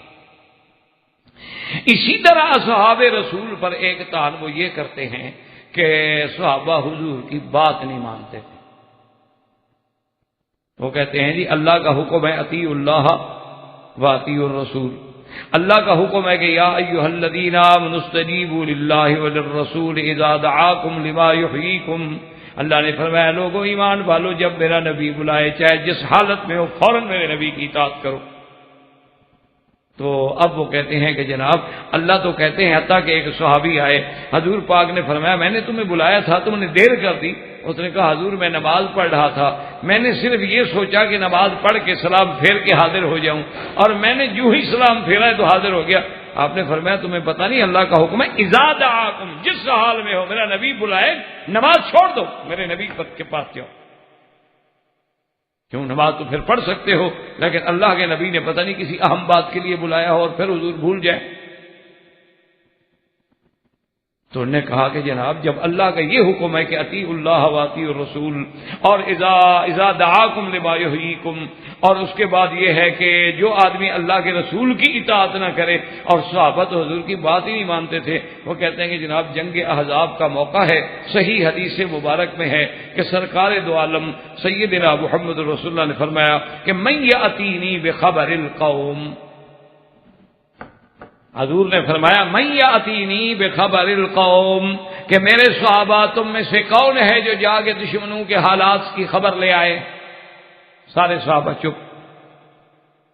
حضور پاک نے دوبارہ فرمایا من یاتینی بخبر القوم جعلہ اللہ معی فی الجنہ، تم میں سے کون ہے جو باہر جا کے دشمنوں کے احوال کی خبر لے کے آئے، اللہ اس کو قیامت میں میرے ساتھ جنت میں بھیجیں گے۔ چپ۔ حضور نے تیسری دفعہ فرمایا کہ من یاتینی بخبر القوم جعلہ اللہ معی فی الجنہ، صحابہ چپ۔ حضور صلی اللہ علیہ وسلم نے دیکھا تو سامنے حذیفہ، تو فرمایا قم یا حذیفہ، کھڑے ہو تم جاؤ۔ اب حضرت حذیفہ فرماتے ہیں کہ جب اللہ کے نبی نے نام لے کے میرا کہہ دیا کہ حذیفہ تم جاؤ، تو اب میں کیا انکار کر سکتا تھا؟ ورنہ وہ کہتے ہیں کہ حالت اصل میں یہ تھی کہ اتنی شدید سردی تھی، اتنی شدید باہر ہوا تھی کہ کسی آدمی کا باہر نکلنا جو ہے نا وہ امکانی حالات میں نہیں تھا۔ اس وجہ سے کسی صحابی کو ضرورت نہیں ہوئی اور سردی میں رات کو جا کے پار لے آئے، وہ چپ کر کے اس ڈر کی وجہ سے، سردی کے خوف سے۔ اور مجھے جب حضور نے کہا کہ حذیفہ جاؤ، اب میرا نام لے لیا، اب انکار تو نہیں کر سکتا تھا، لیکن میرا بھی وجود جواب دے رہا تھا کہ کیسے جاؤں۔ لیکن کہتی ہیں کہ حضور کے حکم پر میں نکلا، کہتے ہیں کہ جب میں نکلا کأنی فی الحمام، کہتے ہیں خدا کی شان یہ ہے کہ جو ہی میں نکلا نا حضور کے حکم پر، ایسے معلوم ہوتا تھا کہ جیسے میں حمام میں ہوں۔ حمام آج کل تو ہم باتھ روم کو کہہ دیتے ہیں نا، تو عربی میں اصل میں حمام جو ہے نا وہ ہوتے تھے کہ گول دیوار، اندر کمرے، اور اس کے دیواروں میں پھر گرمی پہنچائی جاتی تھی لکڑی کی آگ جلا کے، یا آج کل بھی جیسے بڑے بڑے ہوتے ہیں وہاں جیسے آپ دیکھتے ہیں نا اسٹیم باتھ جسے آپ کہتے ہیں کہ وہاں دھواں ہوتا ہے، یہ سونا باتھ وغیرہ 5 اسٹار ہوٹلوں میں جیسے ہوتے ہیں نا، وہاں بھی یہ سسٹم ہوتا ہے۔ تو وہاں آدمی جب جاتا ہے تو اندر وہ گرمی اور بھاپ سے اس کا بدن جو ہے نا مسام کھل جاتے ہیں اور پسینہ پسینہ ہو کے وہ مٹی نکلتی ہے، تو اس لیے اس کو کہا جاتا ہے حمام، جو گرم جگہ۔ اسی لیے دوست کو بھی کہتے ہیں حمیم، صدیق حمیم۔ حمیم کیوں؟ تاکہ تجھے جب تکلیف ہو نا تو چوٹ دوست کو لگتی ہے تو تیری گرمی کا اسے احساس ہوتا ہے، تو اس لیے اس کو بھی کہا جاتا ہے۔ تو کہتے ہیں میں ایسے آ گیا کہ گویا میں تو حمام میں جا رہا ہوں، مجھے پتہ ہی نہیں کہ سردی کہاں ہے۔ کہتا ہے سارے اخبار لے کے، حالات لے کے میں واپس آیا، اور کہتا ہے خدا کی شان ہے جب میں پھر آیا نا خیمے میں، جو ہی خیمے میں داخل ہوا تو سردی نے پکڑ لیا۔ یعنی باہر جب پھرتا رہا تو کوئی سردی نہیں لگی، وہ تو معجزہ تھا حضور صلی اللہ علیہ وسلم کا۔ جب واپس اپنی جگہ پہ پہنچ گیا تو ساری سردیاں واپس آ گئیں۔ اس کے بعد میں نے حضور صلی اللہ علیہ وسلم کو رپورٹ دی تو وہ کہتے ہیں کہ جناب دیکھو ایک حذیفہ کے علاوہ کوئی بھی نہیں اٹھا ہے، تو یہ حضور کا کہنا نہیں مانتے تھے۔ تو حالانکہ حقیقت یہ ہے کہ یہ تو ایک عذر کی بات ہے، مجبوری کی بات ہے۔ ان حالات میں اگر آدمی تھوڑا سا بیچارہ ڈر کے مارے، جیسے آپ اپنے اولاد کو بھی کہتے ہیں کہ بیٹا ذرا باہر جا کے تو دیکھو، کہہ نہیں بیٹا ابا جان رات کا اندھیرا ہے، باہر بڑی سردی میں نہیں جاتا، تو اب اس کا معنی یہ تھوڑا ہے کہ بیٹا ہی نہیں رہا، نافرمان ہو گیا۔ حالات دیکھنے پڑتے ہیں کہ اچھا اگر یہ چپ کرنے سے آدمی کا ایمان چلا جاتا ہے تو حضرت علی بھی تو موجود تھے، ان کے بارے میں کیا کریں گے آپ؟ وہ کیوں نہیں گئے؟ شیر خدا جو موجود تھے خود، حضرت علی جو موجود ہیں، حضرت علی بھی تو نہیں گئے، وہ بھی تو چپ بیٹھے ہوئے ہیں۔ تو جو آپ ان کا جواب سمجھیں، ہماری طرف سے صحابہ کا بھی سمجھ لیں۔ اس لیے ہمیشہ یاد رکھیں کہ الزام لگاتے ہوئے سوچیں تو صحیح کہ کہیں اس کی زد ہم پر تو نہیں آ جائے گی۔ اب قرآن دیکھیں، اِنَّا عَرَضْنَا الْأَمَانَةَ عَلَى السَّمَاوَاتِ وَالْأَرْضِ وَالْجِبَالِ فَأَبَيْنَ أَن يَحْمِلْنَهَا وَأَشْفَقْنَ مِنْهَا۔ اللہ فرماتے ہیں کہ ہم نے اپنی امانت جو ہے آسمانوں پہ، زمین پہ، پہاڑوں پہ پیش کی، لیکن انہوں نے انکار کر دیا۔ انہوں نے کہا اللہ بھیا ہم نہیں اس امانت کا تحمل کر سکتے۔ تو اب یہ انکار بھی نعوذ باللہ اللہ کے آگے انکار کرنا، اصل یہ انکار کیا تھا؟ خوف تھا کہ مولا ہم اس امانت کے متحمل نہیں ہو سکتے۔ جیسے آپ کسی دوست کے پاس جائیں اور کہیں کہ جناب یہ میرے پاس 2 کروڑ روپے ہیں، مہربانی کر کے رکھ لیں، کہیں بھائی میں غریب آدمی ہوں، میں نہیں گھر میں رکھ سکتا۔ اب اس کا معنی یہ تو نہیں کہ دشمنی ہے، یہ انکار تو دشمنی نہیں ہوتا، وہ تو حالات ہیں۔ مجبوری ہے کہ شدید سردی ہے اور صحابہ اتنے عرصے سے تکلیف میں ہیں، خندق کھودی گئی، پوری دنیا کے کافر جو ہیں احزاب یعنی تمام جماعتیں مل کر حملہ آور ہوئی ہیں مدینۃ الرسول صلی اللہ علیہ وسلم پر۔ ان حالات میں بتائیں کہ صحابہ کیا کرتے؟ یہ نعوذ باللہ کو ان کی نافرمانی نہیں ہے، بلکہ ان کے معاملے میں تو عروۃ ابن مسعود ثقفی جو کافر ہے، کافر مسلمان نہیں کافر ہے، جب وہ آتا ہے مکے سے حدیبیہ میں اور واپس جا کے اس سے مشرکین مکہ پوچھتے ہیں کہ ہاں آپ گئے تھے، وہ کہتا ہے خدا کی قسم ہے حضور کے ساتھ جو صحابہ کی جماعت ہے نا، ایسی جماعت، ایسے وفادار، ایسے مطیع، ایسے فرما بردار، ایسے عاشق، ایسے پروانے میں نے کسی بادشاہ کے نہیں دیکھے ہیں کہ حضور وضو کریں پانی جو گرے وہ بھی زمین پہ نہیں گرنے دیتے، حضور اگر ایسے لعاب مبارک ڈالیں تو وہ بھی نہیں گرنے دیتے، ہاتھوں پہ لے کے چہرے پہ مل لیتے۔ یعنی کافر یہ تعریف کر رہا ہے کہ صحابہ کتنے اور اللہ کہتا ہے کہ صحابہ ایسے تھے یطیعون اللہ ورسولہ، اللہ کی رسول کی اطاعت کرنے والے تھے۔ قرآن کہتا ہے کہ تراہم رکعا سجدا یبتغون فضلا من اللہ ورضوانا، قرآن کہتا ہے وہ سبقت کرنے والے خیر میں، والسابقون الاولون من المہاجرین والانصار، اور قرآن کہتا ہے کہ میرا مدنی والذین آمنوا وہاجروا وجاہدوا، جو ایمان لائے، جن نے ہجرت کی، جن نے جہاد کیا فی سبیل اللہ، والذین آووا ونصروا، اور جنہوں نے ان کو پناہ دی اور ان کی مدد کی، اولئک هم المؤمنون حقا لهم مغفرۃ ورزق کریم۔ تو اللہ تبارک و تعالی جب یہ فرمائے تو ایسے ایسے روایات کو سامنے رکھ کر صحابہ پہ طعن کرنا جو ہے یہ کم عقلی بھی ہے، زیادتی بھی ہے، اور قرآن و حدیث کے مخالفت بھی ہے۔ اللہ تبارک و تعالی ہمیں بھی، آپ کو بھی، اور ہر مخالف موافق کو صحابہ کی عظمت کے سمجھنے کی توفیق دے، اور اللہ ہمیں ان کی محبت نصیب فرمائے۔ ربنا تقبل منا انک انت السمیع العلیم وتب علینا انک انت التواب الرحیم۔ برادران اسلام، واجب الاحترام بزرگوں، دوستوں، بھائیوں، عزیز نوجوانوں، عظمت صحابہ کے ضمن میں ہمارے دروس میں الحمدللہ ہم نے اللہ تبارک و تعالی کے محبوب سیدنا محمد الرسول اللہ صلی اللہ علیہ وسلم کے پروانے، جانثار، فدائیین اور حضور صلی اللہ علیہ وسلم کے اصحاب رسول کے بارے میں جو سلسلہ درس شروع ہوا ہے اس میں عظمت، شان بیان کی گئی، اور اس کے بعد سلسلہ جو درس کا جاری تھا وہ تھا ضمن میں یعنی متاعن صحابہ، اور اسی لیے میں نے الحمدللہ عرض کر دیا تھا کہ ایک تو کفر کو اسلام سے جو دشمنی تھی، جو مکی دور تھا یا بدری دور تھا، اس میں کفار نے، یہود نے صحابہ کی مخالفت کی۔ اس دور کے بعد پھر جب دور آیا اسلام کے غلبے کا، اللہ نے جب دین اسلام کو غالب فرما دیا، اللہ نے دین اسلام کو عزت دی، عظمت دی، اور اللہ کی رحمت سے صحابہ کے دور میں مشارق الارض و مغاربہا پہ دین کے پرچم لہرا گیا، تو اب جو فرق باطلہ تھے، جو یہود تھے، جو صہاینہ کے بڑے بڑے لوگ تھے اور دشمنان اسلام تھے، انہوں نے پھر ایک یہ طریقہ اختیار کیا کہ مسلمانوں میں مل جاؤ، شامل ہو جاؤ، ایمان والے بن جاؤ، اندر اندر رہ کے ان کو تقسیم کرو، اور صحابہ کے خلاف کام کہ اب ان کے ساتھ ظاہر میں کھلے ہو کے میدان میں کھڑا ہونا جو ہے وہ مشکل۔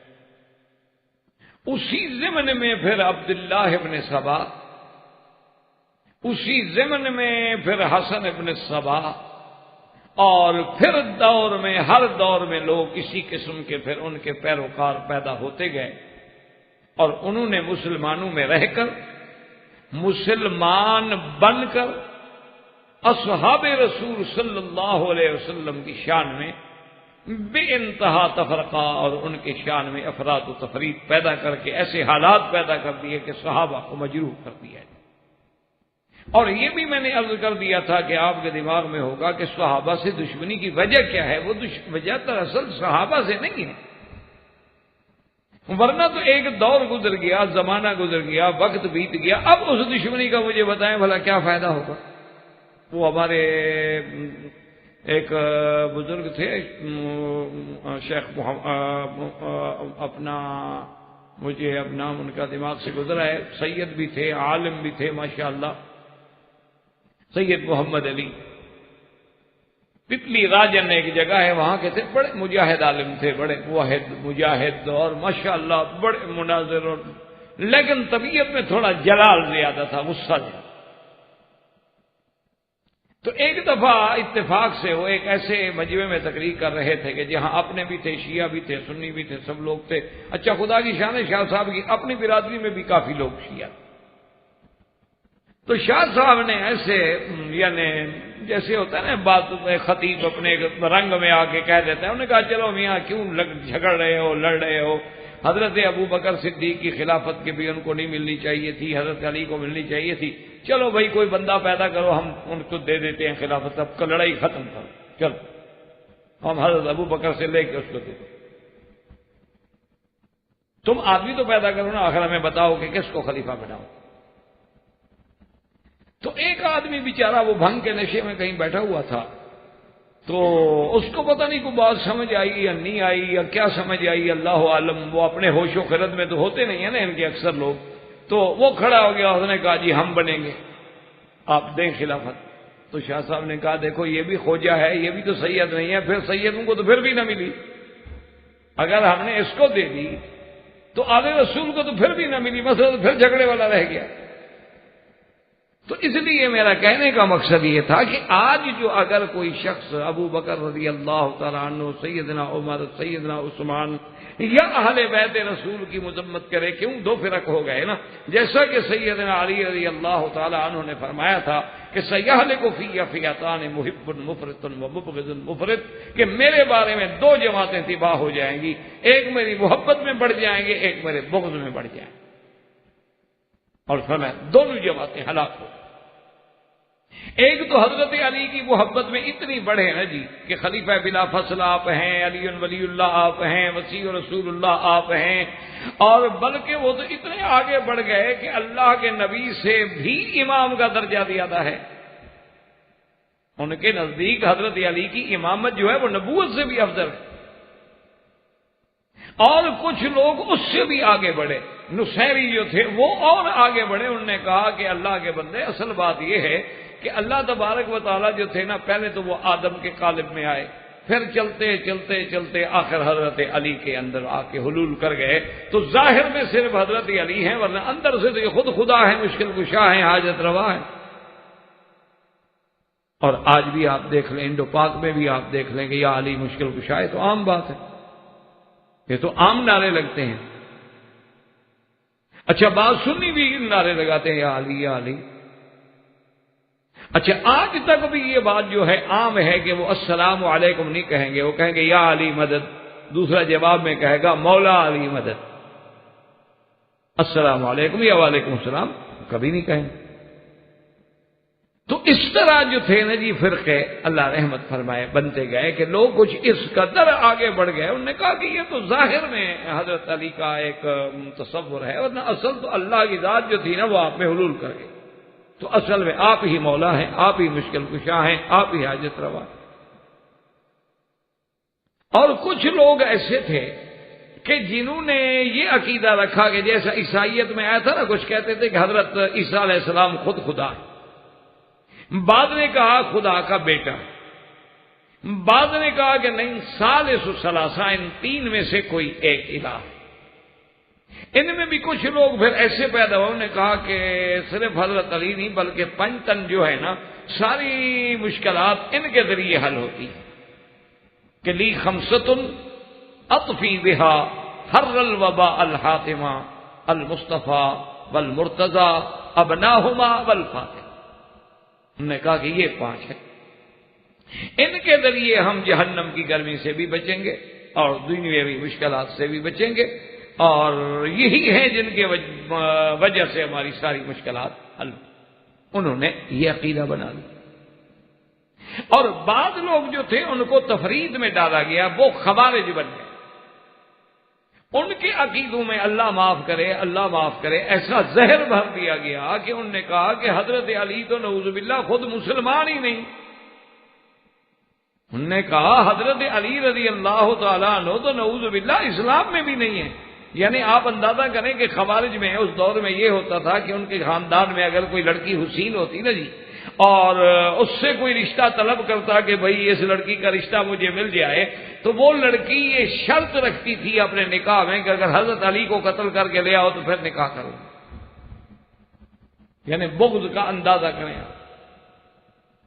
انہوں نے کہا جی کہ حضرت علی رضی اللہ تعالیٰ نے بی بی فاطمہ سے زندگی بھر چکیاں پسوائیں، مشکیزیں بھروائے، اور نعوذ باللہ تشدد سے مار کے رات کو ہی دفن کر دیا، لوگوں کو جنازے پہ بھی نہیں آنے دیا تھا کہ میرا راز نہ کھل جائے۔ اور اللہ کے نبی نے روکا تھا کہ بی بی فاطمہ کے بعد شادی نہ کرو، حضرت علی نے شادی کر لی۔ انہوں نے کہا کہ حضرت علی نے کوئی ایک کام کیا، نعوذ باللہ۔ تو اب دیکھیں کہ دو فرقے، ایک محبت میں بڑھ کے پٹڑی سے ہٹ گئے اور ایک بغض میں بڑھ کے پٹڑی سے ہٹ گئے۔ الحمدللہ اہل سنت والجماعت جو ہیں وہ اعتدال میں رہے کہ انہوں نے کہا کہ اصحاب رسول بھی برحق ہیں، اہل بیت نبی بھی برحق ہیں، اصحاب رسول بھی باعزت و عظمت ہیں، اہل بیت رسول بھی باعزت و عظمت ہیں، اور ان میں یہی ترتیب ہے کہ خلفاء راشدین ابو بکر، عمر، عثمان و علی رضوان اللہ علیہم اجمعین، پھر عشرہ مبشرہ، ان کے بعد اصحاب بدر ہیں، اصحاب بیعت رضوان ہیں، اصحاب احد ہیں، یہ سارے، اور پھر تمام صحابہ جو ہیں وہ صدوق و عدول ہیں رضوان اللہ تعالی علیہم اجمعین۔ اور حضرت علی جو ہیں وہ ام النبی المصطفیٰ ہیں، وہ داماد محمد مصطفیٰ ہیں، اور حضرت علی رضی اللہ تعالی عنہ جو ہیں وہ حضرت حسن و حسین ام کلثوم کے بابا ہیں، وہ خلیفہ راشد ہیں، وہ محمد مصطفیٰ کے خلفاء میں ہیں رضوان اللہ علیہم اجمعین۔ تو اہل سنت والجماعت جو تھے وہ اعتدال میں رہے، ان کے دل میں صحابہ کی بھی محبت اور اہل بیت کی بھی، اور محبت کے ساتھ کوئی شرک نہیں، محبت کے ساتھ کوئی تجاوز عن الحد نہیں۔ صحابی کو صحابی کہا، نبی کو نبی کہا، اور اہل بیت کو اہل بیت کہا، بنات کو بنات کا مرتبہ دیا، زوجات کو ازواج کا مرتبہ دیا، وہ ہر مقام پہ جو اللہ رسول کے احکام تھے۔ تو یہ شرف اہل سنت والجماعت کو ملا۔ لیکن یہ دشمنوں نے سارا مسئلہ کیوں کیا؟ دراصل نہ صدیق سے دشمنی ہے، نہ علی سے دشمنی ہے، اصل دشمنی اللہ کے نبی سے ہے اور اسلام سے۔ اسی لیے میرے آقا نے فرمایا تھا نا کہ من احبہم فبحبی احبہم، جو میرے صحابہ کو محبوب رکھتا ہے وہ میری محبت گویا مجھے محبوب رکھتا ہے۔ اور فرمایا ومن آذاہم فقد آذانی، اور جو میرے صحابہ کو ایذا پہنچائے اس نے گویا مجھے ایذا پہنچائی ہے۔ وَمَنْ آذَانِي فَقَدْ آذَى اللَّهُ، اور جو اللہ کے نبی کی شان میں بے ادبی کرے اس نے اللہ کو تکلیف پہنچائی ہے، اور جو اللہ کو تکلیف پہنچاتا ہے وَمَنْ آذَى اللَّهَ فَيُوشِكُ أَنْ يَأْخُذَهُ، قریب ہے کہ پھر اللہ اس کو اپنے عذاب میں پکڑ لے۔ تو اصل بات یاد رکھیں کہ دراصل صحابہ کی دشمنی نہیں ہے، دشمنی ہے نبی ہے اور دشمنی ہے اسلام۔ کیوں؟ اس کی وجہ ہے، اس کی وجہ اسی لیے حضرت حسن رضی اللہ تعالی عنہ نے فرمایا تھا کہ لِكُلِّ شَيْءٍ أَسَاسٌ، ہر چیز کی اساس ہے، بنیاد ہے۔ مسجد ہے بنیاد ہے، بنیاد نہ ہو کر جائے گی، مکان ہے بنیاد ہے۔ اب دیکھیں ایک چھوٹا سا اسپیکر رکھا ہے، اس کی بھی نیچے ایک فاؤنڈیشن ہے، بنیاد ہے، ورنہ یہ بھی نہیں کھڑا ہوگا، گر جائے گا۔ تو فرمایا لِكُلِّ شَيْءٍ أَسَاسٌ وَأَسَاسُ الْإِسْلَامِ حُبُّ أَصْحَابِ رسول اللہ۔ حضرت حسن رضی اللہ تعالیٰ عنہ فرماتے ہیں ہر چیز کی بنیاد ہوتی ہے، اور اسلام کی بنیاد صحابہ کی محبت کا نام ہے۔ اس لیے اب سمجھے مسئلے کو کہ دراصل وجہ یہ تھی، جیسے میں نے عرض کیا تھا، کہ جس مقدمے کے گواہ کمزور ہو جائیں یا گواہ مجروح ہو جائیں یا گواہوں پہ جرح کر کے وکیل انہیں جھوٹا ثابت کر دے، مقدمہ تو ختم ہو گیا۔ اور اسلام کے مقدمے کے گواہ جو ہیں وہ صحابہ ہیں۔ اسی لیے حضور نے فرمایا تھا کہ 73 فرقے بن جائیں گے اور سارے فرقے جہنم میں جائیں گے الا ما انا علیہ واصحابی، حالانکہ اتنی بات کافی تھی کہ جو میرے راستے پہ ہے، جس پہ میں ہوں، بس اتنی بات ہی کافی تھی نا، کہ الا ما انا علیہ، جو میں جس طریقے پہ ہوں بس۔ لیکن فرمایا نہیں، واصحابی، جس پہ میں ہوں اور میرے صحابہ۔ یہی وہ بنیادی باتیں ہیں جو اللہ ہمیں، آپ کو اور ہر دوست کو سمجھنے کی توفیق عطا فرما لے۔ اس کو میں ذرا یوں آسان کر کے عرض کر دوں کہ یوں سمجھیں کہ اللہ کا قرآن اگر سمجھنا ہے تو ما سوائے حضور پاک صلی اللہ علیہ وسلم کی حدیث مبارک کے، فرمان مبارک کے، ہمیں قرآن سمجھ نہیں آ سکتا۔ ایک اصولی بات ہے۔ اسی لیے جن لوگوں نے صرف قرآن کو سامنے رکھا اور حدیث کا انکار کیا، انجام کیا نکلا؟ گمراہ ہو۔ بڑے بڑے فرقے پیدا ہوئے منکرین حدیث، انہوں نے حدیث پاک کا انکار کر دیا، انہوں نے کہا اللہ نے قرآن نازل کیا ہے، ہمارا قرآن پہ ایمان ہے، بس حدیث کو نعوذ باللہ ہم نہیں مانتے ہیں۔ انجام کیا ہوا کہ گمراہ ہو گئے اور راستے سے بھٹک۔ اسی لیے کہ اگر اللہ کی قرآن اور کتاب ہی کافی ہوتی تو پھر نبی بھیجنے کی کیا ضرورت ہے؟ قرآن عربی میں ہے، عرب میں اتارا گیا، مکے میں نزول ہوا، اللہ پاک اس کو بھیج دیتے، کعبۃ اللہ کی چھت پہ رکھوا دیتے کہ لوگوں پڑھو اور اس پہ عمل کرو۔ یہی وہ چیز ہے دراصل جس پہ آج بھی لڑائیاں ہیں، سر پھٹبل ہیں، فساد ہیں، فتن ہیں، اللہ پاک دور فرمائے۔ اور اللہ تمام دینی جماعتوں کو، مسلمانوں کو، دین کے نام لیواؤں کو اتحاد و اتفاق کی لڑی میں پرو دے۔ اصل بنیادی وجہ یاد رکھ لیں یہ ہے کہ اللہ نے پہلے کتاب اتاری ہے تو ساتھ نبی بھیجا ہے کہ یعلمہم الکتاب والحکمت ویزکیہم، کہ جو آ کے کتاب کی تعلیم دے، دانائی کی تعلیم دے اور ان کا تزکیہ باطن بھی کرے، تب جا کے لوگوں کو صحیح معنی میں ہدایت کا راستہ ملے گا۔ تو اب ایک بات یاد رکھ لیں کہ اللہ کے قرآن کو بجائے بغیر حضور کے فرمان کے سمجھنے کا سوال ہی پیدا نہیں۔ مثلا قرآن میں لکھا ہے اقیم الصلاۃ، کیسے کرو؟ قرآن میں لکھا ہے اقیم الصلاۃ، اقیم الصلاۃ یقیمون الصلاۃ اذا قاموا الی الصلاۃ الذین هم فی صلاتهم خاشعون والذین هم علی صلواتهم یحافظون حافظوا علی الصلوات والصلاۃ الوسطی۔ یہ قرآن میں سارا حکم ہے، لیکن کیسے پڑھو نماز؟ سارے قرآن میں مجھے آپ ہمت کر کے دکھلا دیں کہ فجر کی 2 رکعت پڑھو اور مغرب کی 3 رکعت پڑھو، یہ لکھا ہو۔ یہی وہ مسئلے ہیں جو بنیاد میں میرے عزیز، میرے بعض دوستوں کو سمجھ نہیں آتے۔ جو بعض دوست ہوتے ہیں بات کر تو کہتے ہیں جی اچھا آپ کے پاس دلیل ہے، جی حدیث ہے۔ تو اگر اسی طرح کوئی یہ کہنا شروع کر دے کہ جی فجر کی نماز 2 رکعت پڑھنے پر آپ کے پاس کوئی قرآن میں دلیل ہے، پھر آپ کہاں جائیں گے؟ وہ کہ اللہ نے قرآن اتارا ہے، اور نماز ایک ایسی عبادت ہے کہ جو فرق ہے بین الایمان والکفر، عماد الدین ہے، اور نماز جو ہے وہ دین کا ستون ہے۔ تو اس نماز کی 2 رکعتیں تو ہمیں دکھاؤ نا کہ قرآن کی کس آیت میں حکم ہے۔ جب تک جی آپ قرآن نہیں پڑھتے ہم نہیں مانتے، اس کا کیا علاج ہے پھر؟ وہ کہے جناب ٹھیک ہے قرآن یہی کہتا ہے نا زکوٰۃ دو، زکوٰۃ ادا کرو۔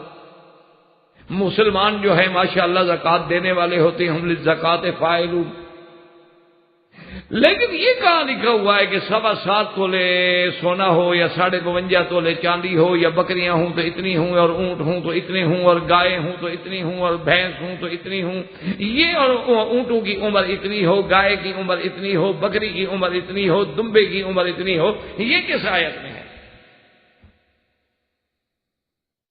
اس لیے ہمیشہ یاد رکھیں کہ جب وہ ہم سے یہ بات کریں گے تو ہم شرح میں کیا پیش کریں گے؟ حدیث رسول اللہ۔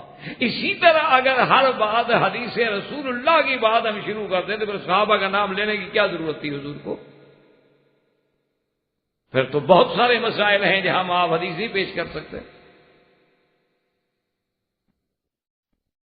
یعنی آج بھی اگر کوئی آدمی آپ سے بطور ایک مسلمان کے مطالبہ کر لے، ایک کافر ہو، ایک ہندو ہو، آپ جاتے ہیں، آپ انڈیا میں، آپ پاکستان میں، آپ یورپ میں ایز اے ڈاکٹر کام کرتے ہیں تو وہاں ہر قسم کے ڈاکٹر ہوتے ہیں، ہندو بھی ہوتے ہیں، سکھ بھی ہوتے ہیں، امریکن بھی ہوتے ہیں۔ اچھا یہاں بھی مثلا جدہ میں یا ریاض میں یا طائف میں سکھ بھی ہوتے ہیں، ہندو بھی ہوتے ہیں۔ وہ آپ سے کہے کہ جناب قرآن کی کس آیت میں لکھا ہے کہ آدمی کا خون جو ہے دوسرے کو دیا جا سکتا ہے؟ کہ آپ کے پاس اللہ کی کتاب ہے، یہ مسئلہ ہمیں دکھاؤ، یا کس حدیث مبارک میں حضور پاک نے یہ اجازت دی ہے کہ اگر کسی کا ایکسیڈنٹ ہو جائے اور دوسرے کا گروپ ملتا ہو تو خون دے دو؟ انتقال خون پر کون سی ہم حدیث مبارک پیش کریں گے؟ اب تو انتقال خون سے بھی معاملہ آگے بڑھ گیا، اب تو دوسرے کی آنکھ نکال کے لگا دیتے ہیں، ایک آدمی کا گردہ لے کے دوسرے کو لگا دیتے ہیں۔ اب اس سے بھی لوگ آگے بڑھ گئے ہیں کہ بندروں کے اعضاء نکال کے انسان کو لگا دیتے ہیں۔ اب تو سرجری میں یعنی وہ لوگ اتنے ایڈوانس کر گئے ہیں، اتنے آگے نکل گئے ہیں کہ تصور یعنی آدمی سوچتا رہتا ہے، دنگ رہ جاتا ہے، حیران رہ جاتا ہے۔ سرجری میں ایسے ایسے عظیم واقعات آ رہے ہیں کہ یعنی عقل کام نہیں کرتی۔ سچی بات یہ ہے۔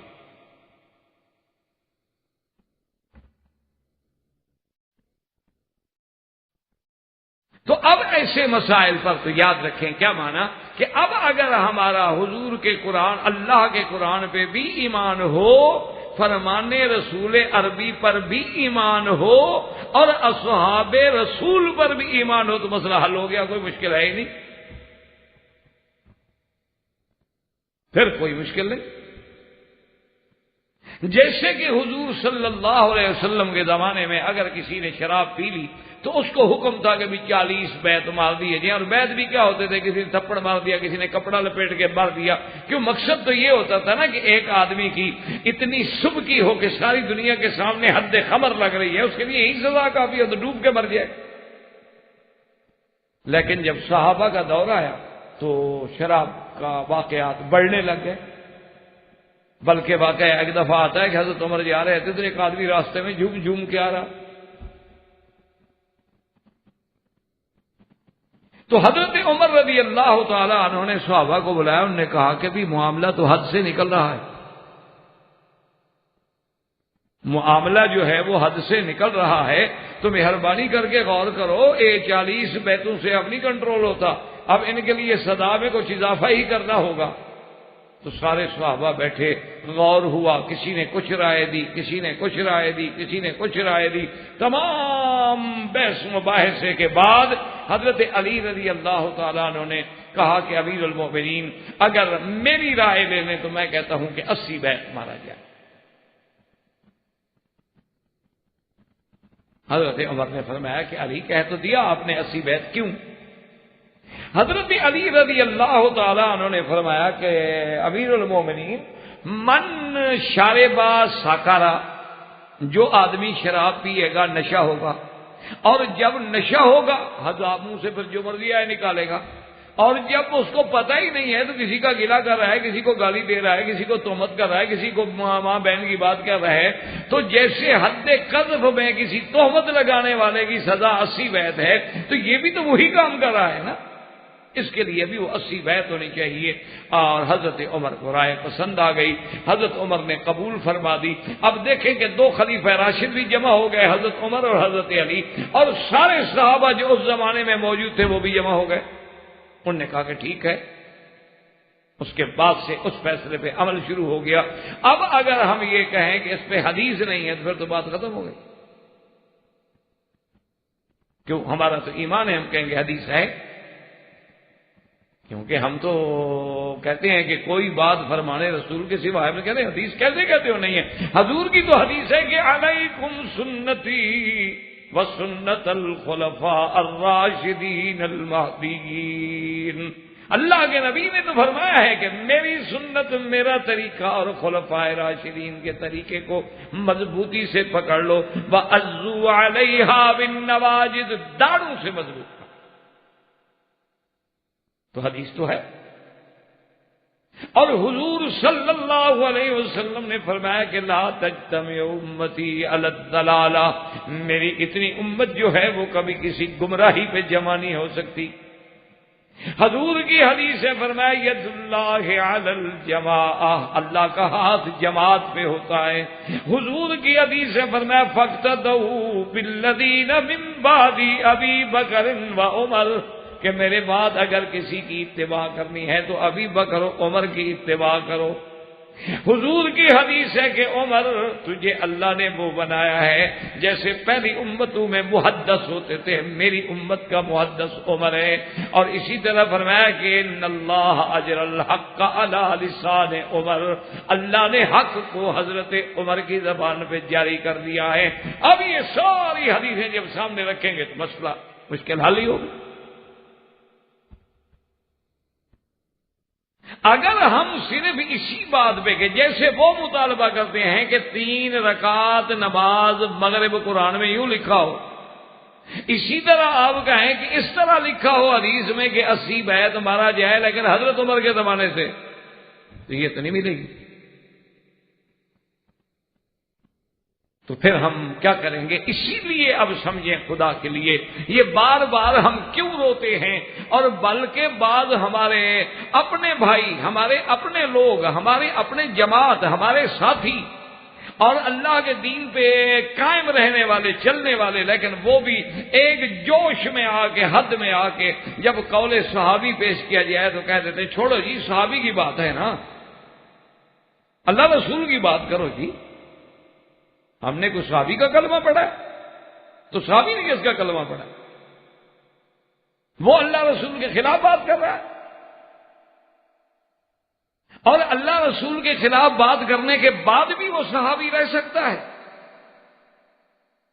اللہ رسول کا مخالف جو ہے وہ مسلمان ہوتا ہے؟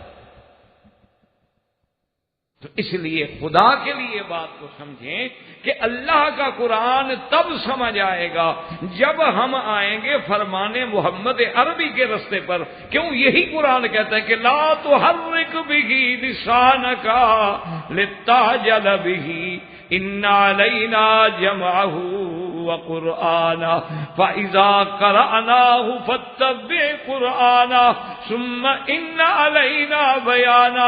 اللہ نے فرمایا میرا مدنی جب قرآن جبریل پڑھے تو آپ اپنی زبان مبارک کو بھی حرکت نہ دیں، سنتے رہیں، غم نہ کریں۔ قرآن پڑھانا بھی ہمارے ذمے، قرآن کو جمع کر کے محمد مدنی تیرے سینے میں جمانا بھی ہمارے ذمے، اور پھر اس قرآن کی تفسیر بیان بھی کرنا اور سکھانا وہ بھی ہمارے ذمے۔ تو اب ہم حضور کے دروازے پہ آئیں گے۔ اللہ نے حضور پہ وحی فرمائی، وحی جلی کے لفظ بھی اللہ کے ہیں، معنی بھی اللہ کا ہے، اور وحی خفی کا کیا معنی کہ مضمون تو اللہ نے ڈالا ہے لیکن الفاظ محمد مصطفیٰ ہے صلی اللہ علیہ وسلم۔ تو اب جب ہم رکھیں گے متن قرآن کا اور شرح رکھیں گے حدیث رسول اللہ کی تو قرآن سمجھ آئے گا، پھر کوئی مسئلہ نہیں، مشکل نہیں۔ کیوں؟ جب آپ کہیں گے جی فجر کی کتنی 2 رکعتیں کہا، ہم کہیں حضور نے 2 پڑھی، بس ختم ہو گئی بات، جھگڑا ہی ختم ہو گیا۔